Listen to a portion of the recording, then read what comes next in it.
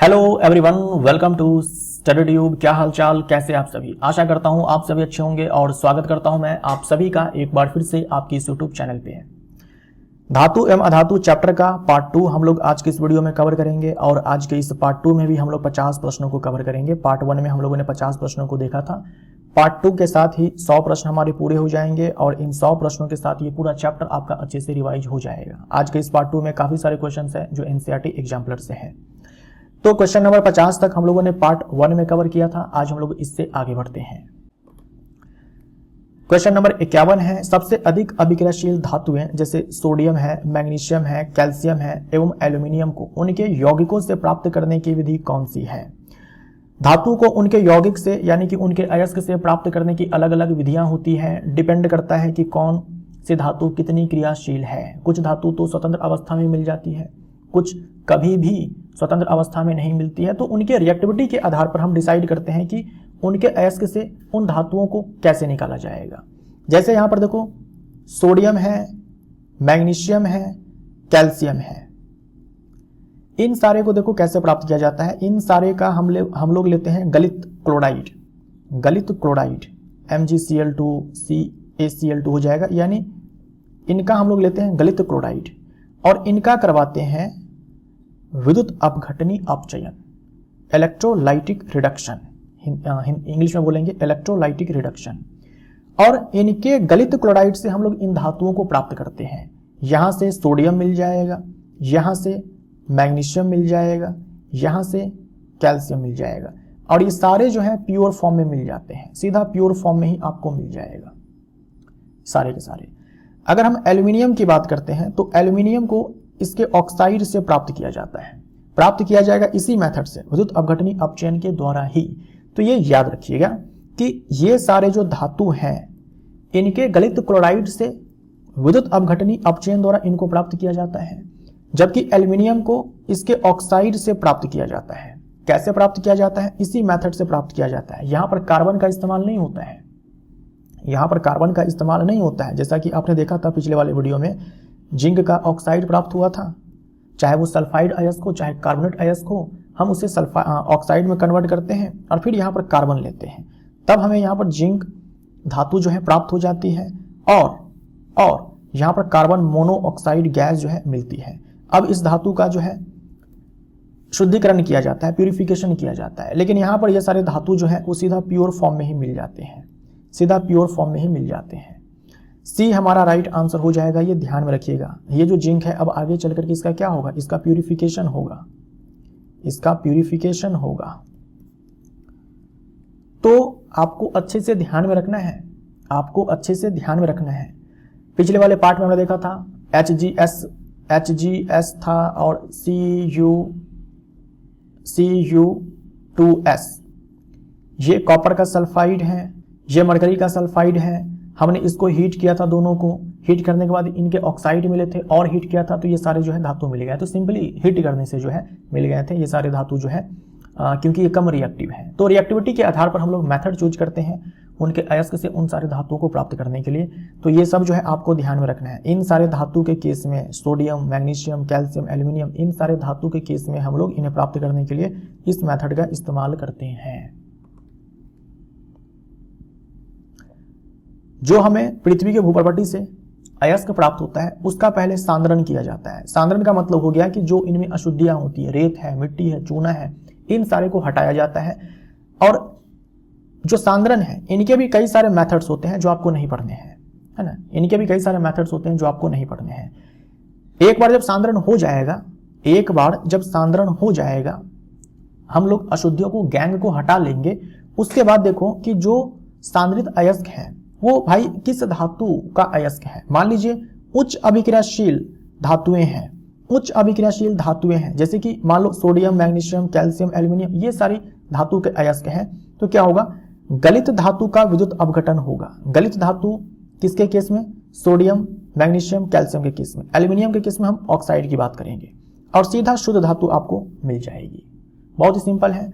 अयस्क का सांद्रण हुआ, अगर मान लीजिए धातु जो है उसमें उच्च अभिक्रियाशील वाली धातु है तो उनके गलित क्लोराइड के विद्युत अपघटन से जो है शुद्ध धातु आपको प्राप्त हो जाएगी। एल्यूमिनियम के केस में उसके ऑक्साइड से प्राप्त हो जाती है। मान लीजिए कि मध्यम अभिक्रियाशील वाले धातु हैं, मध्यम अभिक्रियाशील वाले धातु हैं, जैसे कि आप जिंक है, ठीक है, जिंक है, आयरन है ना, लेड है, ये सारे धातु हैं जो बीच में आते हैं आपके अभिक्रियाशीलता श्रेणी में। ये सारे धातु जो है वो बीच में आते हैं। इनके जो अयस्क होते हैं या तो वो सल्फाइड अयस्क हो सकते हैं, जैसे जिंक के केस में हमने देखा था जिंक सल्फाइड, या तो ये कार्बोनेट के फॉर्म में हो सकते हैं। ऐसे ही सब में आयरन सल्फाइड के फॉर्म में, कार्बोनेट के फॉर्म में, लेड भी सल्फाइड के फॉर्म में, कार्बोनेट के फॉर्म में हो सकता है। मान लीजिए कि सल्फाइड अयस्क है, वैसे केस में क्या होगा, इसका भर्जन किया जाएगा। भर्जन और कुछ नहीं होता है, हीट किया जाता है ऑक्सीजन के प्रेजेंस में। मान लीजिए कि कार्बोनेट अयस्क है, वैसे केस में भी क्या होगा, वैसे केस में इसका निस्तापन होगा। निस्तापन क्या है, यहां भी हीट किया जाता है लेकिन ऑक्सीजन के अब्सेंस में। चाहे आप निस्तापन करो चाहे भर्जन करो, दोनों का काम क्या है, दोनों में होता क्या है, ये जो अयस्क है कार्बोनेट अयस्क, सल्फाइड अयस्क, इसको ऑक्साइड में कन्वर्ट करना। ऑक्साइड में कन्वर्ट होने के बाद क्या करते हैं हम लोग, अपचयन करवाते हैं। अपचयन करवाने के लिए यूजुअली हम लोग यहाँ पर अपचाय के रूप में कार्बन लेते हैं, है ना, अपचाय के रूप में हम लोग यूजुअली जो है कार्बन लेते हैं यहाँ पर। उसके बाद आपको धातु जो है मिल जाएगी, उस धातु का फिर शोधन होगा, उस धातु का यहाँ पर शोधन होगा। लास्ट में जो धातु हमें मिलेगी शोधन होगा, जबकि यहाँ पर हम विद्युत अपघटन करवाते हैं तो सीधा शुद्ध धातु जो है आपको मिल जाती है। अब है निम्न अभिक्रियाशील धातुएं। निम्न अभिक्रियाशील धातुएं जैसे कि कॉपर, है ना, कॉपर सल्फाइड को आपने देखा था और मर्क्यूरिक सल्फाइड को आपने देखा था, ये सीने बार है। सिंपली हमने क्या किया था, हीट कर दिया था। हमने क्या किया था, भर्जन किया था, हीट किया था ऑक्सीजन के प्रेजेंस में, राइट। और हमें धातु मिल जाती है और फिर हम उसका क्या करते हैं, परिष्करण करते हैं। यानी शोधन और परिष्करण का मतलब बात एक ही है। तो इनके बारे में हम लोगों ने पार्ट 1 में देखा था, इनके बारे में हम लोगों ने अभी यहाँ पर क्वेश्चन किया, ये याद रखिएगा। और इनके बारे में भी हम लोगों ने पार्ट 1 में क्वेश्चन किया था, तो ये आपको अच्छे से ध्यान में रखना है। धातुओं का परिष्करण यानी कि शोधन किस प्रक्रिया द्वारा किया जाता है जिससे अशुद्ध धातु को शुद्ध धातु में बदला जाता है, इसकी बात की जा रही है। यहाँ पर जो धातु हमें अपचयन के बाद प्राप्त होती है उसका शोधन, यहाँ पर जो धातु हमें लास्ट में प्राप्त होती है उसका शोधन, परिष्करण और शोधन बात एक ही है, किस प्रक्रिया द्वारा किया जाता है। अब देखो, ये जो परिष्करण करने का जो तरीका होता है ये भी कई प्रकार के होते हैं, लेकिन सबसे सामान्य सबसे कॉमन मेथड कौन सा है, तो वो है विद्युत अपघटनी परिष्करण। बी हमारा राइट आंसर हो जाएगा, इलेक्ट्रोलाइटिक रिफाइनिंग। जैसे कि धातु कॉपर है, जिंक है, टिन है, निकल है, सिल्वर है, गोल्ड है, ये सारे जो धातु अंत में प्राप्त होते हैं इनके शोधन के लिए इसी मेथड का इस्तेमाल किया जाता है, ठीक है। लेकिन इन सारे धातु के केस में सोडियम है, मैग्नीशियम है, एल्यूमिनियम है, कैल्शियम है, जब इन सारे का विद्युत अपघटन किया जाता है तो सीधा शुद्ध धातु जो है प्राप्त हो जाती है। तो यहाँ पर शोधन की आवश्यकता नहीं है, सीधा प्योर फॉर्म में मेटल्स मिल जाती है। तो ये आपको ध्यान में रखना होगा। जैसे यहाँ पर देखिए, ये आपको ध्यान में रखना है, ये आपको ध्यान में रखना है। ये किसका परिष्करण किया जा रहा है, कॉपर का परिष्करण किया जाता है, कॉपर का परिष्करण किया जा रहा है। कॉपर को जो है उसके अयस्क से अंत में प्राप्त किया गया, अंत में कॉपर प्राप्त किया गया और फिर इसका अब शोधन करना है, यानी इसमें जो भी अभी थोड़ी बहुत अशुद्धि है उसको भी हटाना है। तो देखो, एक बर्तन लिया गया है, उस बर्तन में देखो क्या है, हमें अगर कॉपर को प्यूरिफाई करना है तो हम कॉपर का ही सोल्यूशन लेंगे, यानी जो विद्युत अपघट्य है वो कॉपर का ही होगा। तो हम कॉपर सल्फेट का विलयन लेंगे। अगर मान लीजिए कि कॉपर नहीं होता, जिंक होता, जिंक को हमें शुद्ध करना होता तो हम जिंक सल्फेट का विलयन लेते हैं। समझ में आ रहा है आपको, जिस धातु को शुद्ध करना है उसी का हम लोग क्या करेंगे, सॉल्ट सोल्यूशन लेंगे। और देखो, ये अम्लीकृत है, यानी हम क्या करते हैं कि इसमें कॉपर सल्फेट तो लेते ही हैं, चालकता और अच्छी हो जाए इसके लिए हम लोग इसमें क्या करते हैं कि सल्फ्यूरिक एसिड भी थोड़ा मिला देते हैं, क्योंकि ये अम्ल है, विद्युत का चालन और अच्छे से होगा। उसके बाद हम लोग 2 इलेक्ट्रोड बनाते हैं, एक को बोलेंगे कैथोड, दूसरे को बोलेंगे एनोड। एनोड वाले को हम लोग बैटरी के पॉजिटिव टर्मिनल से जाकर के जोड़ते हैं, ठीक। एनोड जो है पॉजिटिव इलेक्ट्रोड होता है और बैटरी के नेगेटिव टर्मिनल से जिसको जोड़ेंगे उस वाले इलेक्ट्रोड को हम लोग कैथोड बोलेंगे, उस वाले को हम लोग क्या बोलेंगे, कैथोड बोलेंगे। तो ये भी आपको ध्यान में रखना है, एनोड बैटरी के पॉजिटिव टर्मिनल से और कैथोड बैटरी के नेगेटिव टर्मिनल से जुड़ा होना चाहिए। अब देखो, जो ये एनोड है हम लोग किसका बनाते हैं, तो जो इम्प्योर आपके पास इम्प्योर कॉपर होगा, इम्प्योर जो मेटल होगा उसका हम लोग एनोड बनाएंगे और उस पर ऑक्सीडेशन होगा। तो ये आप शॉर्टकट ध्यान में रखिएगा, IAO।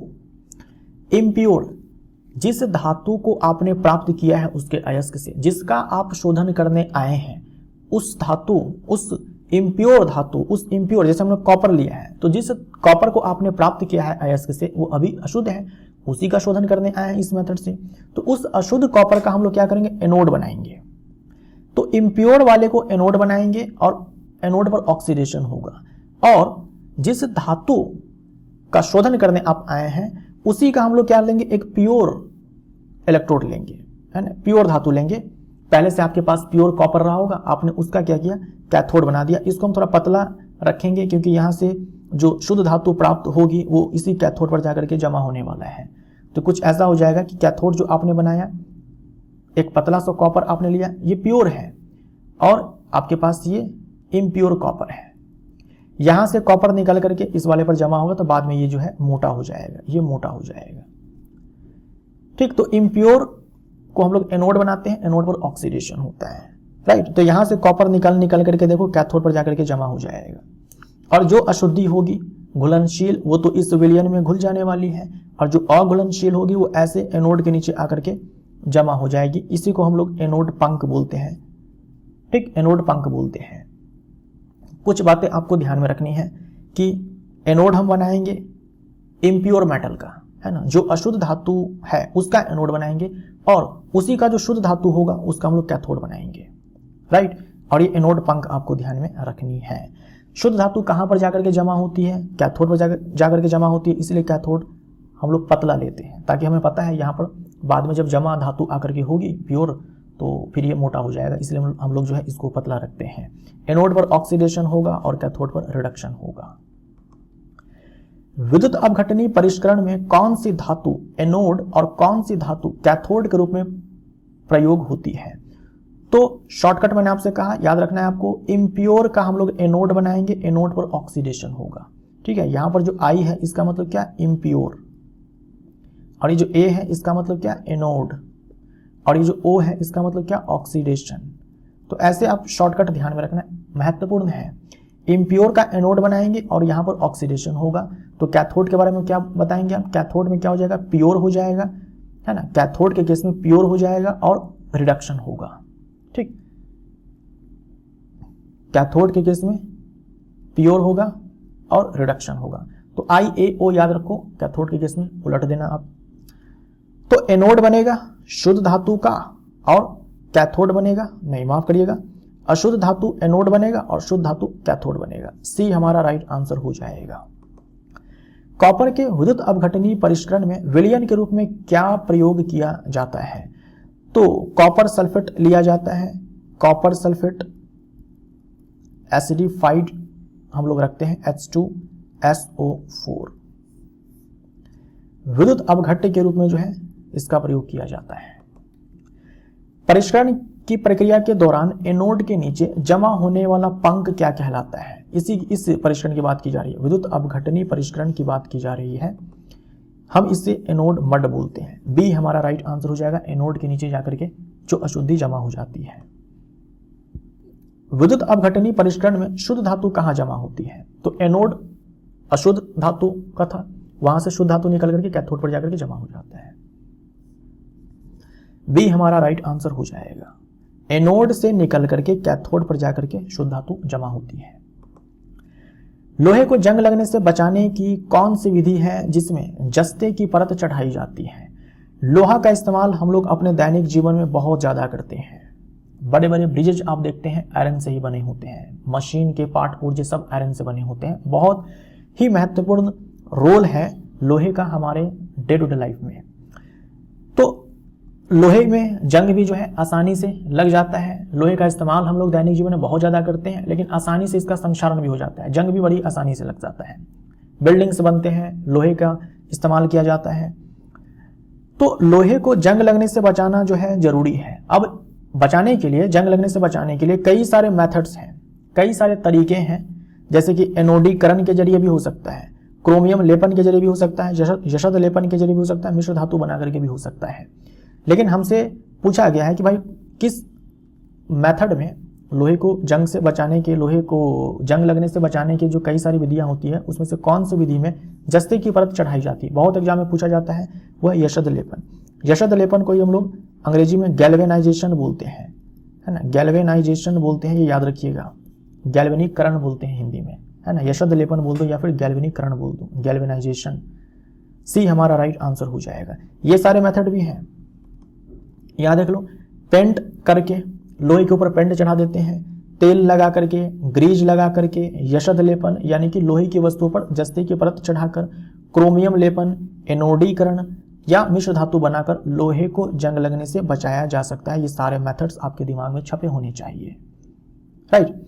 लोहे व इस्पात को जंग से सुरक्षित रखने के लिए उन पर जस्ते की पतली परत चढ़ाने की विधि को यशद लेपन बोलते हैं। इसी को हम लोग गैल्वेनीकरण बोलते हैं, इसी को हम लोग गैल्वेनाइजेशन भी बोलते हैं।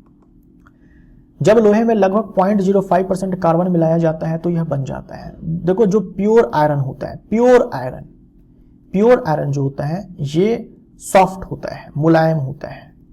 मुलायम होता है तो जरा सा हीट मिले ये जो है काफी सॉफ्ट हो जाएगा। मान लो आपने एक हार्ड रॉड बना दिया, ठीक है, आपने एक रॉड बना दिया, लेकिन ये प्योर आयरन है, जरा सा हीट अगर इस आयरन को मिल जाए तो ये बेंड हो जाएगा, क्योंकि प्योर आयरन सॉफ्ट होता है, हीट मिलने पर जल्दी ही वो खिंच जाएगा, है ना, लोहा जो है खिंच जाएगा, बेंड हो जाएगा।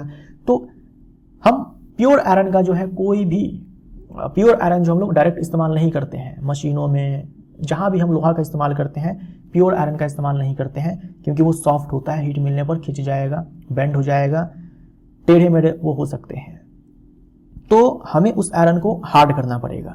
ये जो सॉफ्ट होता है ना, इसको हार्ड करना पड़ेगा, और हार्ड करने के लिए क्या करते हैं हम लोग, उसमें थोड़ा कार्बन मिला देते हैं।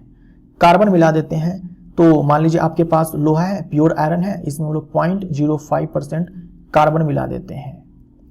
तो अब हम इसको बोलते हैं स्टील, इस्पात बोलते हैं। तो मृदु इस्पात इसका राइट आंसर हो जाएगा। अब जो है ये आयरन हार्ड हो जाएगा, है ना, याद रखिएगा। कार्बन ये क्या है, अधातु है, ये भी मिश्र धातु ही कहलाएगा। धातु के साथ हम लोगों ने अधातु को मिलाया, ये भी मिश्र धातु ही कहलाएगा। तो स्टील जो है ये प्योर आयरन में 0.05% हम लोग कार्बन मिला करके प्योर आयरन जो कि सॉफ्ट होता है उसको हार्ड बना देते हैं, राइट, और तब हम इसे स्टील बोलते हैं। जब लोहे में निकल और क्रोमियम मिलाया जाता है तो कौन सी धातु प्राप्त होती है। अब ये लोहा है, इसमें जंग लग जाता है इजीली। हम क्या करेंगे, अब इसमें कुछ मात्रा में निकल मिला देंगे और कुछ मात्रा में क्रोमियम मिला देंगे। अब ये कहलाएगा stainless steel. Stainless steel, stainless steel कठोर होता है और जंग नहीं लगता है। जबकि हमें पता है आयरन अकेले जब होता तो जंग लग जाता। हमने निकल और क्रोमियम मिला करके क्या कर दिया, इसको और कठोर बना दिया और इसमें जंग भी नहीं लगेगा। तो बी हमारा राइट आंसर हो जाएगा। स्टेनलेस स्टील का प्रमुख गुण कौन सा है, तो जंग नहीं लगता। बी हमारा राइट आंसर हो जाएगा। तो मिश्रातु बना करके यानी कि एलॉय में कन्वर्ट करके भी हम लोग क्या कर सकते हैं कि लोहे को जंग लगने से बचा सकते हैं। तो स्टेनलेस स्टील क्या है, अपने आप में एलॉय है, इसमें हम लोगों ने निकल और क्रोमियम को मिलाया हुआ है। मिश्र धातु बनाने के लिए मूल धातु को पहले किस अवस्था में लाया जाता है। अब लोहे के साथ जो है इन सारे धातुओं को मिलाना है तो सीधी सी बात है, पिघलाना पड़ेगा, है ना, लोहा को पिघलाना पड़ेगा और उचित मात्रा में निकल और क्रोमियम को उसमें मिलाना पड़ेगा। तो गलित अवस्था में बी हमारा राइट आंसर हो जाएगा। शुद्ध सोने को कितने कैरेट का कहा जाता है। जो शुद्ध सोना होता है, जैसे शुद्ध लोहा मुलायम होता है, वैसे ही शुद्ध सोना जो है बहुत सॉफ्ट होता है। 24 कैरेट का जो सोना होता है, हम लोग कैरेट में जो है कैरेट में हम लोग सोने की शुद्धता को मापते हैं। 24 कैरेट का जो गोल्ड होता है वो प्योर होता है। प्योर वाले के साथ दिक्कत क्या है, सॉफ्ट होता है ना। अगर हम कोई स्ट्रक्चर देना चाहते हैं, है ना, कोई संरचना हम लोग बनाना चाहते हैं, रंग बिरंग के डिजाइने जो है बनते हैं सोने से, तो वो डिजाइने जो है बनाना पॉसिबल नहीं है 24 कैरेट के गोल्ड के साथ, क्योंकि वो सॉफ्ट होते हैं, ठीक है, सॉफ्ट होते हैं इसीलिए। तो जो आभूषण बनते हैं वो 22 कैरेट के सोने से बनते हैं। आभूषण बनाने के लिए भारत में किस कैरेट के सोने का प्रयोग किया जाता है। 22 कैरेट का इस्तेमाल किया जाता है। जो 24 कैरेट है ना, 24 कैरेट में से 22 कैरेट, अगर 24 कैरेट होता तो शुद्ध सोना होता, केवल सोना ही होता उसमें 100%। 22 कैरेट में क्या होता है कि 2 पार्ट जो है जो दो पार्ट हैं, दो पार्ट इसमें आपका कॉपर हो सकता है या फिर सिल्वर हो सकता है। कारण क्या है? हार्ड बनाने के लिए। और जो 22 पार्ट हैं वो गोल्ड होगा। 22 कैरेट सोना किस धातु के साथ मिश्रित होता है? तो या तो चांदी हो सकता है या तांबा हो सकता है। रीजन क्या है ये करने का? ताकि जो सोना है वो थोड़ा हार्ड हो जाए, ताकि आभूषण बनाने में जो है मदद मिले। यदि किसी धातु का मिश्र धातु पारे के साथ बनाया जाए तो उसे किस नाम से जाना जाता है? मान लीजिए कि आपके पास कोई धातु है, कोई मेटल है, आप मिश्र धातु बनाना चाहते हैं मरकरी के साथ। ये मेटल कुछ भी, कोई भी हो सकता है, कोई भी मेटल हो सकता है, और एक मेटल फिक्स है कि मरकरी है। किसी भी धातु के साथ आप पारा मिला देते हैं, तब जो मिश्र धातु बनता है उसे हम लोग क्या बोलते हैं? उसे हम लोग अमलगम बोलते हैं। सी हमारा राइट आंसर हो जाएगा। पीतल किसका मिश्र धातु है? ये कॉपर और जिंक का मिश्र धातु है। कांसा किसका मिश्र धातु है? ये कॉपर और टीन का मिश्र धातु है। सोल्डर किसका है? ये लेड और टीन का मिश्र धातु है। ये सब आपको याद रखना है। तांबा एवं जस्ता के संयोजन से बनने वाली मिश्र धातु को किस नाम से जाना जाता है? तो इसी को हम लोग इंग्लिश में ब्रॉन्ज बोलते हैं। ब्रॉन्ज मेडल आप सुनते हैं, ये ब्रॉन्ज है। कॉपर और टीन की मिश्र धातु है। SN जो है सिंबल है टीन के लिए, है ना। टीन का जो सिंबल है वो है SN। पीतल किसकी मिश्र धातु है? तो यह है कॉपर और जिंक की मिश्र धातु। सोल्डर है लेड और टीन की मिश्र धातु। और अमलगम में एक कोई धातु होगी जिसमें एक धातु जो है मरकरी है, फिक्स है। तो हमारा आंसर क्या हो जाएगा? तांबा और जस्ता। तांबा और जस्ता यानी कि पीतल। बी हमारा राइट आंसर। सीसा एवं टीन की मिश्र धातु का गलनांक कम होता है, इसे किस नाम से जाना जाता है? सोल्डर के नाम से जाना जाता है। इलेक्ट्रिक वायर्स को आपस में कनेक्ट करने के लिए हम लोग सोल्डर का इस्तेमाल करते हैं। आपने देखा भी होगा इलेक्ट्रीशियंस जो होते हैं वो इसका इस्तेमाल बहुत करते हैं, तार को आपस में कनेक्ट करने के लिए। निम्न में कौन सा युग्म विस्थापन अभिक्रिया प्रदर्शित करता है? विस्थापन अभिक्रिया प्रदर्शित करता है। विस्थापन अभिक्रिया में क्या होता है? उच्च अभिक्रियाशील वाले जो धातु होते हैं वो निम्न अभिक्रियाशील वाले धातु को उसके यौगिक से विस्थापित कर देते हैं। ठीक है, जैसे मान लीजिए एक धातु A है, ठीक, एक यौगिक BC है। अब मान लो कि जो ये धातु A की अभिक्रियाशीलता है वो B से ज्यादा है और BC अपने आप में यौगिक है, तो ये धातु A जो है BC से B को विस्थापित कर देगी और अपना जो है यौगिक यहाँ पर ये धातु बना लेगी और B को विस्थापित कर दिया जाएगा। ये विस्थापन अभिक्रिया है। अब देखो सोडियम क्लोराइड विलयन एवं कॉपर धातु, आपने क्या कर दिया कि कॉपर ले लिया और उसको डाल दिया सोडियम क्लोराइड के विलयन में। अब देखो रिएक्टिविटी सीरीज आपको याद होनी चाहिए। रिएक्टिविटी सीरीज में आपने देखा होगा कि जो कॉपर बहुत नीचे है भाई, पोटेशियम और सोडियम, पोटेशियम और सोडियम सबसे ऊपर और हाइड्रोजन आता है, उसके बाद जो है कॉपर आता है, ये तो बहुत नीचे है। तो आप सोडियम क्लोराइड के विलयन में कॉपर धातु को डालते हैं, कोई अभिक्रिया नहीं होने वाली है। मैग्नीशियम क्लोराइड विलयन में एल्यूमिनियम धातु, सोडियम के बाद मैग्नीशियम आता है, माफ करिएगा, सोडियम के बाद एल्यूमिनियम कैल्शियम आता है, कैल्शियम आता है, तब जाकर के मैग्नीशियम है, तब जाकर के एल्यूमिनियम है। ठीक, potassium, sodium, calcium, magnesium, aluminium, zinc, iron, lead, ये सारे आते हैं। अब देखो मैग्नीशियम ऊपर है, एल्यूमिनियम धातु नीचे है, तो मैग्नीशियम का विलयन है, उसमें आपने एल्यूमिनियम डाल दिया तो विस्थापन अभिक्रिया नहीं होने वाली है, क्योंकि एल्यूमिनियम जो है कम रिएक्टिव है मैग्नीशियम की तुलना में। हमारे पास अब आयरन सल्फेट का विलयन है और सिल्वर धातु है। अब देखो कॉपर के बाद यहां पर आपको मिल जाएगा मरकरी, मरकरी के बाद आपको मिल जाएगा सिल्वर, सिल्वर के बाद आपको गोल्ड मिल जाएगा। अब आपके पास आयरन सल्फेट का विलयन है, एल्यूमिनियम, जिंक, आयरन, आयरन यहां है, ठीक, आयरन सल्फेट का विलयन है और सिल्वर यहां है। तो आयरन सल्फेट के विलयन में अगर आप सिल्वर डाल देते हो, चांदी डाल देते हो, तो कम रिएक्टिव है, नो अभिक्रिया, नो रिएक्शन। अब देखो सिल्वर नाइट्रेट का विलयन है, उसमें आपने कॉपर धातु डाल दिया, सिल्वर नाइट्रेट का विलयन है और उसमें आपने कॉपर धातु को डाल दिया, सिल्वर से ऊपर है कॉपर, यानी कि कॉपर का नाइट्रेट बन जाएगा, सिल्वर जो है विस्थापित हो जाएगा। डी हमारा राइट आंसर हो जाएगा।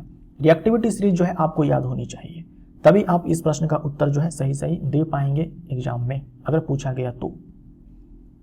लोहे के फ्राइंग पैन को जंग से बचाने के लिए निम्न में से कौन सी विधि उपयुक्त है?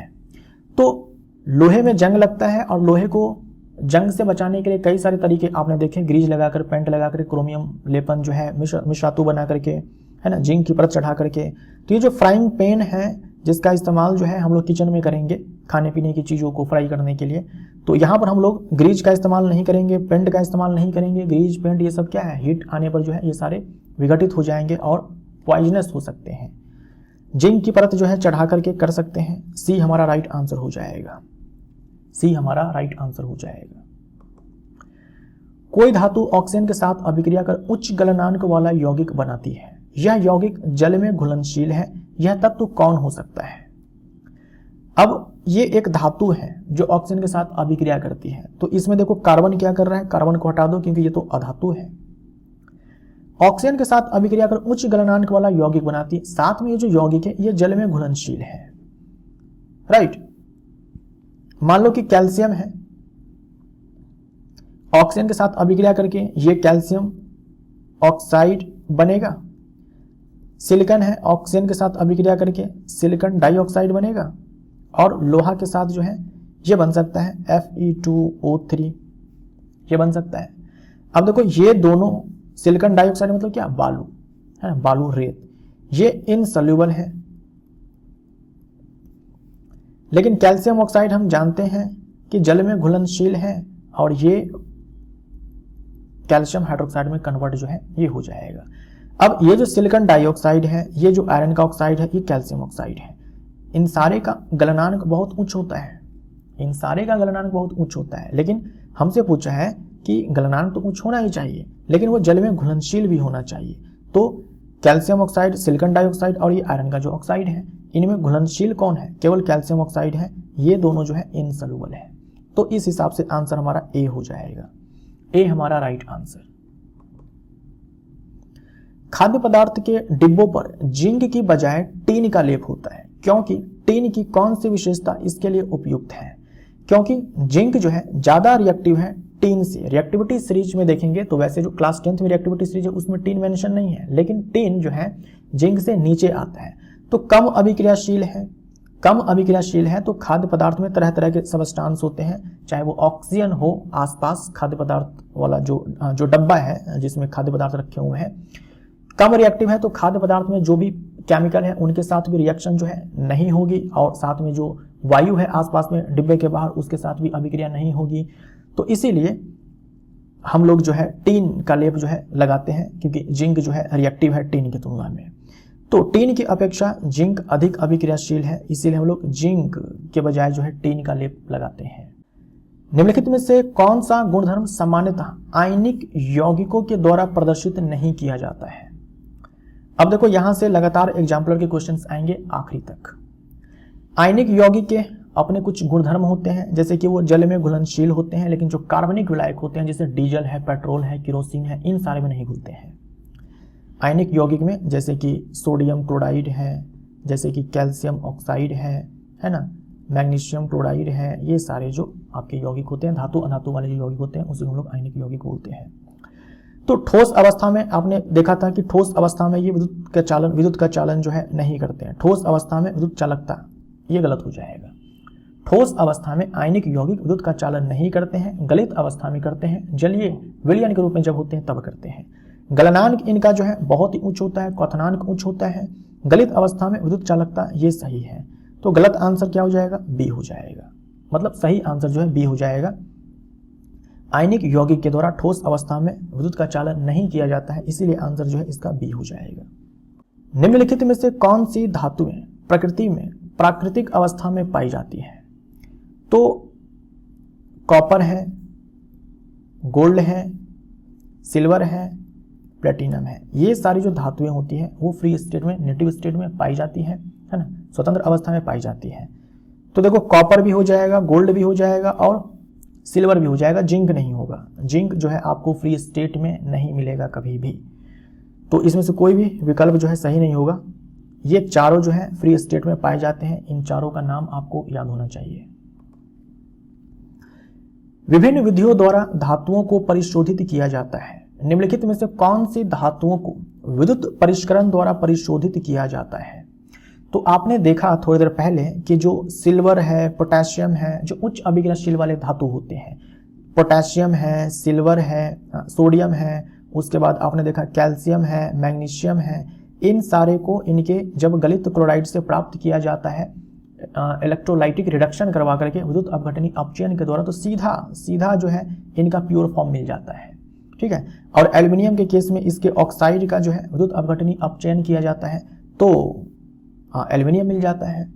लेकिन आपने देखा इन दोनों के बारे में, ठीक है, इन दोनों के बारे में मैंने आपको बताया थोड़ी देर पहले कि कॉपर है, जिंक है, निकल है, टीन है ना, सिल्वर है, गोल्ड है, इन सारे धातु को जब इनके अयस्क से प्राप्त किया जाता है तो बाद में इनका शोधन किया जाता है, परिष्करण किया जाता है, और परिष्करण के लिए जो है, परिष्करण के लिए विद्युत परिष्करण इलेक्ट्रोलाइटिक रिफाइनिंग का इस्तेमाल किया जाता है, उस मेथड का इस्तेमाल किया जाता है। तो 1 और 2 हमारा आंसर ए हो जाएगा। ठीक है, ए हमारा राइट आंसर हो जाएगा। इन सारे धातुओं का नाम जो है याद रखिएगा। सोडियम पोटेशियम नहीं होगा, जब इनको इनके गलित क्लोराइड से प्राप्त किया जाएगा तो सीधा प्योर फॉर्म में मिल जाएगा। वायु में लंबे समय तक उद्भासन से सिल्वर की वस्तुएं काली हो जाती है, यह निम्नलिखित में से किसके बनने के कारण होता है? तो सिल्वर की वस्तुएं जो है काली पड़ जाती है। देखो, चांदी को कोई फर्क नहीं पड़ता ऑक्सीजन से ना ही जल से, लेकिन सल्फर के साथ अभिक्रिया जो है इसकी हो जाती है, तो सिल्वर की वस्तु जो काली पड़ जाती है क्योंकि उसके ऊपर सिल्वर सल्फाइड की परत चढ़ जाती है, जिसका फॉर्मूला होता है ये Ag2S। किसकी पतली परत के लेपन के द्वारा आयरन को जंग से बचाने के लिए गैल्वेनीकरण एक विधि है, गैल्वेनाइजेशन एक मेथड है। तो हम लोग लोहे के ऊपर जिंक की परत चढ़ाते हैं, है ना, जिंक को पिघला देते हैं, पूरा लोहा उसमें डुबो करके निकाल लेते हैं, फिर उसको ठंडा कर देते हैं, तो जिंक का इस्तेमाल किया जाता है।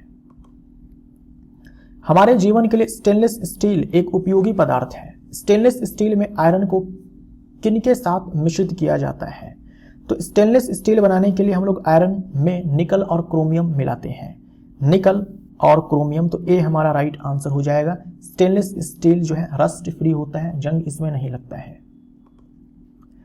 यदि कॉपर को वायु में खुला रखा जाता है, कॉपर को वायु में खुला रखा जाता है तो यह अपनी चमकीली भूरी सतह खो देता है तथा हरे रंग की परत प्राप्त करता है। यह किसके निर्माण के कारण होता है?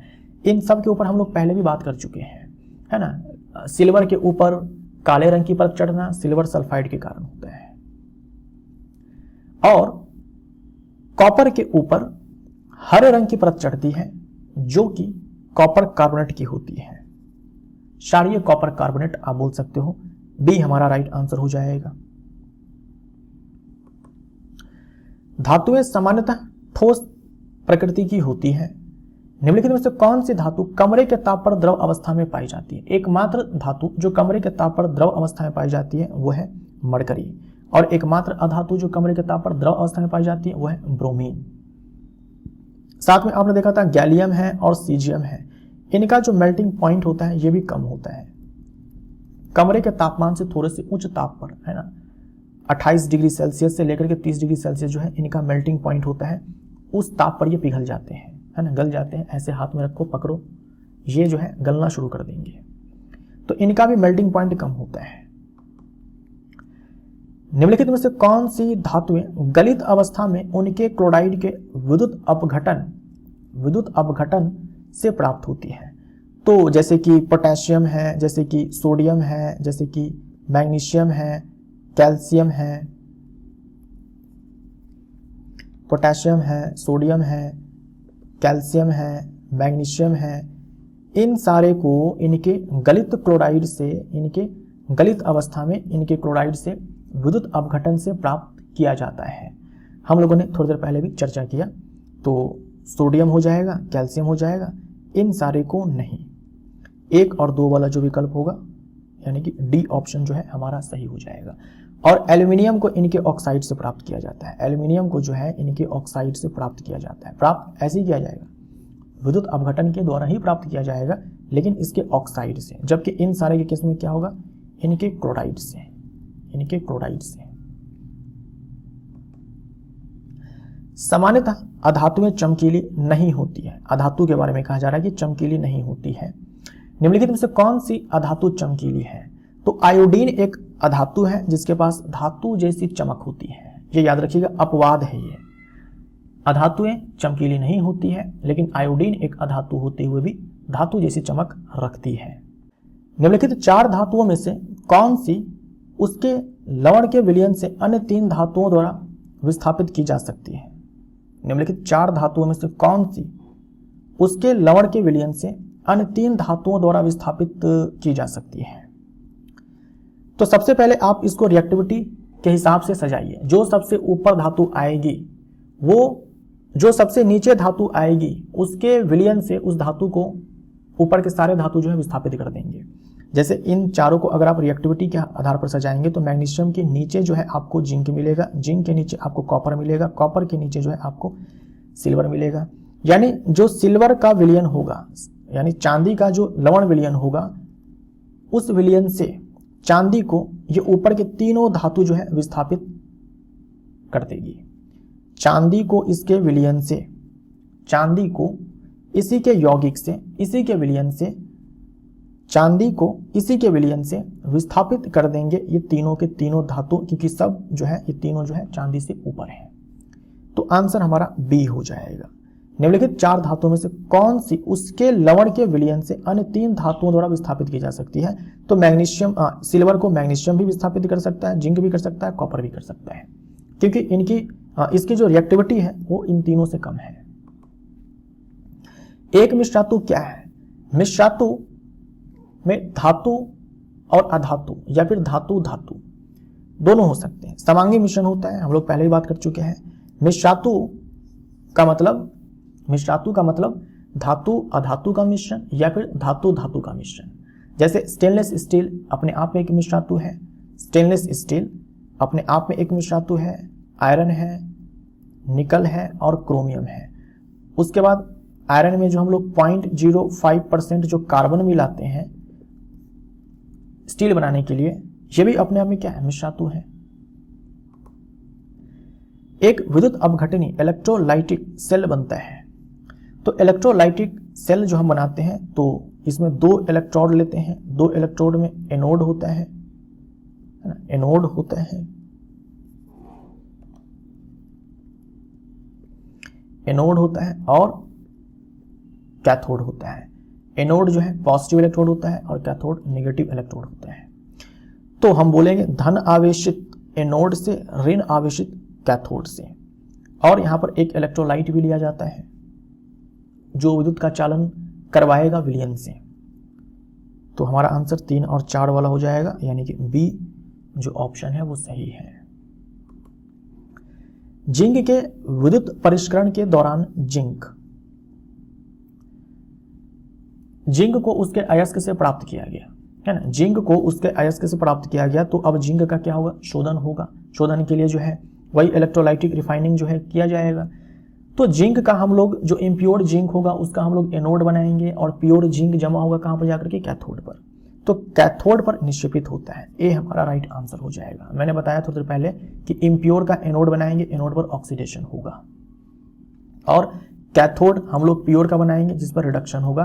तो एनोड से प्योर जो मेटल होगा वो कैथोड पर जाकर के जमा होगा। एक तत्व ए मुलायम है, चाकू से काटा जा सकता है, वायु के प्रति अत्यधिक क्रियाशील है तथा जल के साथ प्रचंड अभिक्रिया करता है। यह तत्व कौन सा है? ये जो 4 विकल्प है इसमें से सोडियम हमारा आंसर हो जाएगा। लेकिन ये जो धातु है ये लिथियम है, सोडियम है, पोटेशियम है। ये सारे जो धातु हैं इन्हें चाकू से आप काट सकते हैं। वायु के प्रति अत्यधिक क्रियाशील है, इनमें आग लग जाता है, और जल के साथ भी हम अभिक्रिया करवाते हैं तो इनमें आग पकड़ लेता है। यानी कि बहुत ही तीव्र अभिक्रिया जो है करते हैं वायु के साथ भी और जल के साथ भी, यानी कि ऑक्सीजन के साथ भी और जल के साथ भी।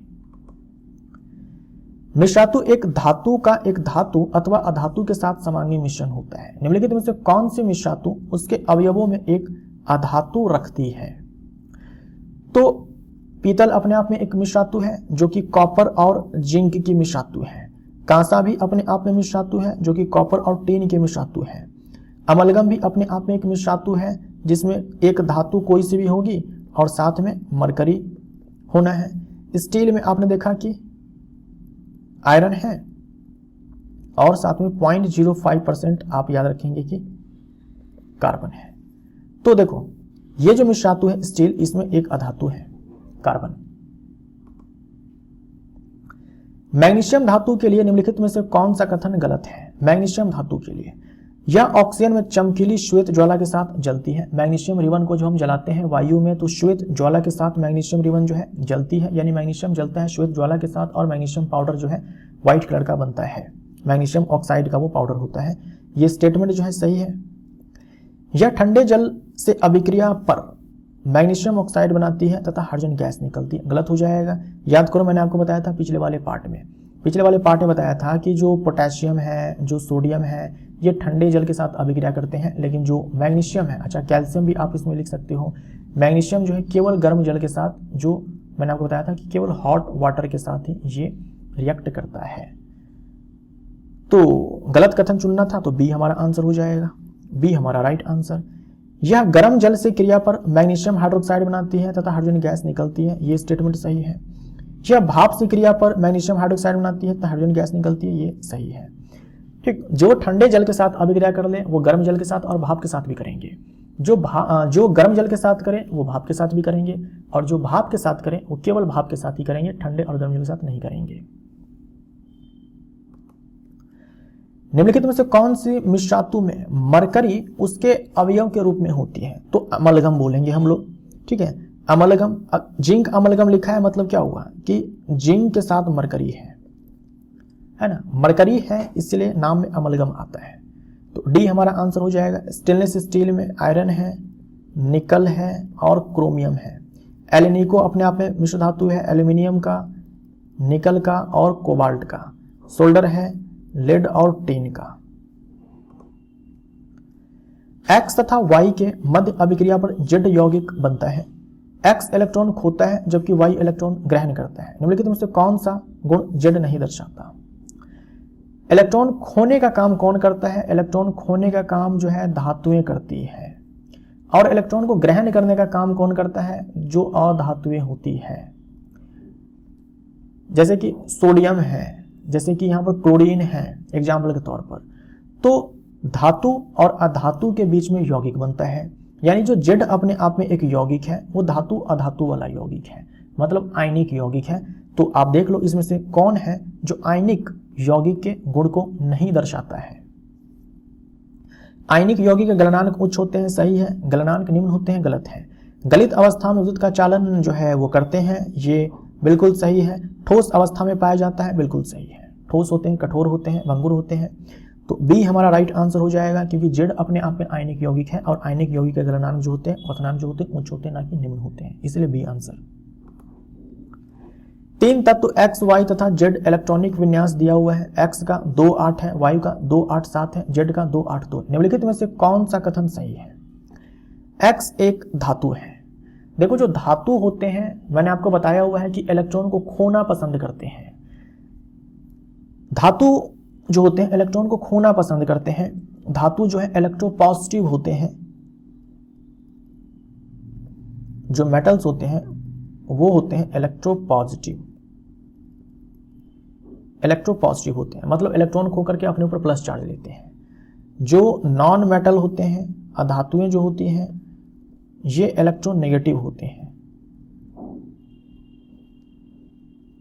ये इलेक्ट्रॉन नेगेटिव होते हैं, यानी ये इलेक्ट्रॉन ग्रहण करके जो है अपने ऊपर माइनस चार्ज लेते हैं। जो मेटल्स होते हैं इनके बाह्यतम कोश में, यानी इनके बाह्यतम कोश में बोल दो या फिर संयोजकता इलेक्ट्रॉन बोल दो, ये याद रखिएगा, या तो 1 होगा या तो 2 होगा या तो 3 होगा।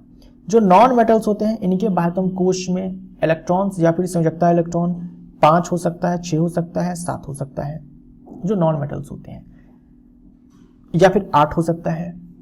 तो मान लीजिए कि 5 है, 6 है, 7 है, तो इस केस में ये इलेक्ट्रॉन को ग्रहण करते हैं बाह्यतम कोश में 8 इलेक्ट्रॉन पूरा करने के लिए। मैं यहाँ से 8 हटा देता हूँ, लेकिन ध्यान में रखिएगा जो अक्रिय गैस है सबके सब क्या है, अधातु ही है, उनके बाह्यतम कोश में 8 इलेक्ट्रॉन है। तो 5 इलेक्ट्रॉन है, 6 इलेक्ट्रॉन है, 7 इलेक्ट्रॉन है बाह्यतम कोश में, तो इलेक्ट्रॉन को ग्रहण करेंगे तो माइनस चार्ज आएगा, इसलिए इलेक्ट्रॉन नेगेटिव बोलते हैं धातु को। धातु के बाह्यतम कोश में 1, 2, 3 इलेक्ट्रॉन हो सकते हैं, तो ये क्या करेंगे, या तो 1 इलेक्ट्रॉन या तो 2 इलेक्ट्रॉन या तो 3 इलेक्ट्रॉन डोनेट करके अपने ऊपर प्लस चार्ज लेंगे, इसलिए इलेक्ट्रोपॉजिटिव बोलते हैं।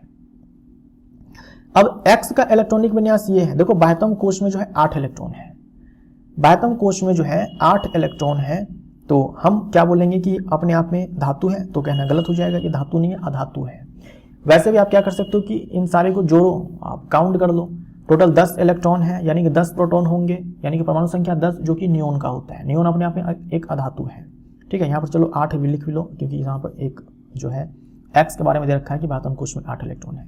यहाँ पर बाह्यतम कोश में 7 इलेक्ट्रॉन है जो कि अधातु के केस में होता है, और यहाँ पर बाह्यतम कोश में 2 इलेक्ट्रॉन है जो कि धातु के केस में होता है। तो Z जो है एक Y एक धातु है, Y एक धातु है, गलत हो जाएगा। Z एक अधातु है, नहीं धातु है, Y अधातु है, Y जो है अधातु है, Z एक धातु है, सही है। D हमारा राइट आंसर हो जाएगा, ठीक है, D हमारा राइट आंसर। धातुएं सामान्यतः क्षारीय ऑक्साइड बनाती हैं, पढ़ चुके हैं। निम्नलिखित में से कौन सी धातु एक उभयधर्मी ऑक्साइड बनाती है? तो उभयधर्मी ऑक्साइड एल्यूमिनियम ऑक्साइड है और जिंक ऑक्साइड है, तो आंसर हमारा सी हो जाएगा। सामान्यतः अधातु विद्युत के चालक नहीं होते हैं, अधातु के बारे में कहा जा रहा है, विद्युत के चालक नहीं होते हैं। निम्नलिखित में से कौन सा विद्युत का अच्छा चालक है? तो अपवाद है कार्बन का जो अपरूप है ग्रेफाइट, वो ग्रेफाइट एक अच्छा चालक है विद्युत का। विद्युत तारों पर विद्युत रोधी पदार्थ की एक परत होती है, सामान्यतः उपयोग में लिए जाने वाला यह पदार्थ है। तो जो आप विद्युत तार देखते हो, जो आप विद्युत तार देखते हो, इसके ऊपर एक मोटी सी विद्युत रोधी पदार्थ की एक परत होती है ना, ये मोटी सी विद्युत रोधी पदार्थ की एक परत होती है जो पीवीसी से बनी होती है। पीवीसी पॉलीविनाइल क्लोराइड, जो कि एक अपने आप में बहुलक है। निम्नलिखित में से कौन सी अधातु एक द्रव है? तो ब्रोमीन एकमात्र अधातु है जो द्रव अवस्था में पाई जाती है। निम्नलिखित में से कौन सी रासायनिक अभिक्रिया संपन्न होगी? यहां देखो मैग्नीशियम सल्फेट में लोहा को डाला गया है, कोई अभिक्रिया यहां पर नहीं होने वाली। क्यों? क्योंकि मैग्नीशियम को ये लोहा विस्थापित नहीं कर पाएगा, क्योंकि लोहा जो है रिएक्टिविटी सीरीज में मैग्नीशियम से काफी नीचे है, ठीक है। सारे धातु के बारे में यहां पर लिख लो। सबसे ऊपर इसमें मैग्नीशियम आ जाएगा, उसके बाद जो है जिंक आ जाएगा, उसके बाद लोहा आ जाएगा, लेड आ जाएगा, कॉपर आ जाएगा। अब देखो जिंक सल्फेट में लोहा डाला, जिंक सल्फेट में लोहा डाला, लोहा नीचे है, जिंक को विस्थापित नहीं कर पाएगा। मैग्नीशियम सल्फेट में लोहा डाला, मैग्नीशियम सल्फेट में ये लोहा डाला, मैग्नीशियम सल्फेट में आप लोहा डाल दोगे तो लोहा जो है मैग्नीशियम सल्फेट के यौगिक से मैग्नीशियम को विस्थापित नहीं कर पाएगा, है ना। लेड विस्थापित नहीं कर पाएगा क्योंकि लेड जो है मैग्नीशियम से कम रिएक्टिव है। कॉपर सल्फेट में आपने लोहा डाल दिया, कॉपर सल्फेट का विलयन है, इसमें आपने लोहा को डाल दिया, तो आपको याद होगा कॉपर सल्फेट के विलयन में हम लोग आयरन नेल को डालते हैं, तो आयरन नेल के ऊपर जो है ब्राउन कलर की लेयर चढ़ जाती है, यही वाली अभिक्रिया होती है। डी हमारा राइट आंसर हो जाएगा। आयरन जो है ऊपर है, कॉपर सल्फेट के विलयन से कॉपर को विस्थापित कर देगा। निम्नलिखित में से कौन सा विद्युत अपघटनी परिष्करण की सही व्याख्या करता है? तो क्या करते हैं हम लोग इलेक्ट्रोलाइटिक रिफाइनिंग में सिंपल सा डायग्राम हम लोग कैसे बनाते हैं, बर्तन लेते हैं, ठीक, बर्तन में हम लोग 2 इलेक्ट्रोड बनाते हैं, एक मोटा होगा, एक पतला होगा और एक मोटा होगा। जो मोटा वाला होगा वो इम्प्योर मेटल होगा, इम्प्योर मेटल होगा, राइट। हम लोग बैटरी लेते हैं, हम लोग क्या करेंगे, बैटरी लेते हैं, बैटरी का ये पॉजिटिव टर्मिनल, ये नेगेटिव टर्मिनल, पॉजिटिव टर्मिनल के साथ एक को कनेक्ट करेंगे और दूसरे को कनेक्ट करेंगे नेगेटिव टर्मिनल के साथ। पॉजिटिव टर्मिनल के साथ जिसको कनेक्ट करेंगे ये एनोड कहलाएगा, और नेगेटिव टर्मिनल के साथ जिसको कनेक्ट करेंगे ये कैथोड कहलाएगा, ठीक है, ये कैथोड कहलाएगा। एनोड इम्प्योर मेटल का होता है, तो अगर मान लो कॉपर को शुद्ध करना है तो अशुद्ध कॉपर का ये बनेगा, और कैथोड जो है शुद्ध कॉपर का हो जाएगा। उसके बाद क्या करेंगे हम लोग, इसमें लेंगे इलेक्ट्रोलाइट। भाई विलयन से आपको विद्युत का चालन करवाना है तो आपको एक विलयन चाहिए, और विलयन में ऐसे पदार्थ होने चाहिए जो फ्री आयंस दे दे। तो हम एक सॉल्ट लेंगे जो कि कॉपर को अगर प्यूरिफाई कर रहे हैं तो कॉपर का ही सोल्यूशन होगा, अगर जिंक होता तो जिंक का सोल्यूशन होता। तो कॉपर सल्फेट लेंगे और इसमें क्या करेंगे, H2SO4 मिला देंगे, एसिडिफाइड कॉपर सल्फेट। तो क्या होगा, यहां से एनोड से जो शुद्ध कॉपर होगा वो इस विलयन में आएगा और फिर इस कैथोड पर जाकर के जमा हो जाएगा। तो यही चीज आपको दिखाया गया है कि यहां से कॉपर जो है निकल करके, यहां से कॉपर निकल करके ये कैथोड पर जाकर के जमा होगा। ठीक है, और जो घुलनशील अशुद्धि होगी वो तो विलयन में घुल जाएगी, और जो अघुलनशील होगी वो आकर के इस एनोड के नीचे अशुद्धि जमा हो जाएगी, जिसे हम लोग क्या बोलते हैं, एनोड मड बोलते हैं, एनोड पंक बोलते हैं, एनोड मड बोलते हैं। मड का मतलब कीचड़ होता है। तो सी में देखो आप, जैसे ए देखो गलत है, क्यों, क्योंकि हम एनोड को कनेक्ट करते हैं बैटरी के पॉजिटिव टर्मिनल के साथ, यहां पर नेगेटिव के साथ कनेक्ट किया गया है, तो इसलिए ये आंसर नहीं होगा। यहां पर देखो एनोड को पॉजिटिव से कनेक्ट किया गया, ठीक है, कैथोड को नेगेटिव से कनेक्ट किया गया, ठीक है, लेकिन जो अशुद्धि है वो एनोड के नीचे आकर के जमा होती है, ना कि कैथोड के नीचे। तो इसलिए ये विकल्प भी हमारा कट जाता है। डी में आओ तो देखो एनोड को वापस से नेगेटिव वाले के साथ जोड़ा गया है, तो ये गलत हो जाएगा। यहां देखो एनोड को पॉजिटिव के साथ जोड़ा गया है, कैथोड को नेगेटिव टर्मिनल के साथ जोड़ा गया है। उसके बाद जो यहां पर कॉपर धातु है वो एनोड से निकल करके कैथोड पर जमा हो रही है, यहां भी सही है। अम्लीय CuSO4 लिया गया है, सही है, और जो अशुद्धि है एनोड के नीचे आकर के जमा होती है, यानी कि सी जो है बिल्कुल सही है, सी बिल्कुल ही सही है। आयरन तथा भाप को लंबे समय तक अभिक्रिया कराने पर आयरन का निम्नलिखित में से कौन सा ऑक्साइड प्राप्त होगा। जो लोहा है ये ठंडे जल के साथ, गर्म जल के साथ अभिक्रिया नहीं करता, भाप के साथ करता है। तो आयरन है, इसकी अभिक्रिया आप भाप के साथ करवाओ तो बनेगा Fe3O4 और यहां पर हाइड्रोजन गैस मुक्त होगी। तो सी हमारा राइट आंसर हो जाएगा। कैल्शियम को जल के साथ अभिक्रियित करने पर क्या होगा, यानी कैल्शियम और जल के बीच में जब अभिक्रिया होगा तो क्या होगा। कैल्शियम जल से क्रिया नहीं करता, ये कहना गलत हो जाएगा। जल के साथ अभिक्रिया कौन सी धातुएं नहीं करती है, जैसे कि लेड है, जैसे कि कॉपर है, जैसे कि सिल्वर है, गोल्ड है, प्लेटिनम है, ये सारी जो धातुएं होती हैं ये जल के साथ अभिक्रिया नहीं करती है। यह जल से प्रचंड क्रिया करता है, नहीं। जल से प्रचंड क्रिया करने का काम कौन करता है भाई, सोडियम है, पोटेशियम है। यह जल से कम प्रचंड क्रिया करता है, बोल सकते हो आप, कम प्रचंड क्रिया है। बने हुए हाइड्रोजन गैस के बुलबुले कैल्शियम की सतह पर चिपकते हैं, बिल्कुल सही है। हाइड्रोजन गैस यहाँ पर निकलती है लेकिन वो जलती नहीं है, क्योंकि ऊष्मा का उत्सर्जन इस वाले केस में जो है उतनी नहीं होती है। तो हाइड्रोजन के बबल्स बनते हैं जो कैल्शियम के सरफेस पे चिपक जाते हैं, इसीलिए कैल्शियम जो तैरने लगता है जल में। तो हमारा आंसर क्या हो जाएगा, देखो ये तो आंसर होगा नहीं, ये तो होगा नहीं, ये दोनों सही है, 3 और 4, डी ऑप्शन जो है हमारा सही है। धातुएं सामान्यतः अम्लों से क्रिया कर लवण तथा हाइड्रोजन गैस देती है। निम्नलिखित में से कौन सा अम्ल धातुओं से अभिक्रिया कर हाइड्रोजन गैस नहीं देता।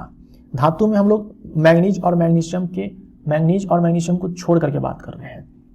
हम ये जानते हैं जो धातु है वो अम्ल से अभिक्रिया करते हैं तो लवण बनता है और हाइड्रोजन गैस जो है मुक्त होती है। वहां पर हमने बात किया था नाइट्रिक एसिड के बारे में कि जो नाइट्रिक एसिड है जब ये धातु के साथ अभिक्रिया करता है तो वहां पर हाइड्रोजन गैस मुक्त नहीं होती है, वहां पर जल का निर्माण हो जाता है। लेकिन जो मैग्नीज है और मैग्नीशियम है इनके केस में जब हम बहुत ज्यादा डाइल्यूट HNO3 लेते हैं तो हाइड्रोजन गैस मुक्त होती है। इसीलिए आपसे कहा जा रहा है कि आपको मैग्नीज और मैग्नीशियम नहीं लेना है। अब बताओ कि कौन सा अम्ल है जो धातु के साथ अभिक्रिया करने पर हाइड्रोजन गैस नहीं देगा। तो आंसर क्या हो जाएगा, HNO3। ये दोनों धातु के साथ अभिक्रिया करेंगे तो हाइड्रोजन गैस मुक्त करेंगे। ठीक, HNO3 के साथ अगर होता है तो ये नहीं करेगा मुक्त, लेकिन मैग्नीज और मैग्नीशियम लेंगे और ये अत्यंत तनु अम्ल हुआ HNO3, वैसे किसमें हाइड्रोजन गैस मुक्त होगी। ये सब मैं आपको पिछले वाले पार्ट में बता चुका हूं। इसी के साथ धातु एवं अधातु चैप्टर आपका ये अच्छे से रिवाइज होता है। मिलते हैं अगले चैप्टर में, नए चैप्टर में। Thank you so much.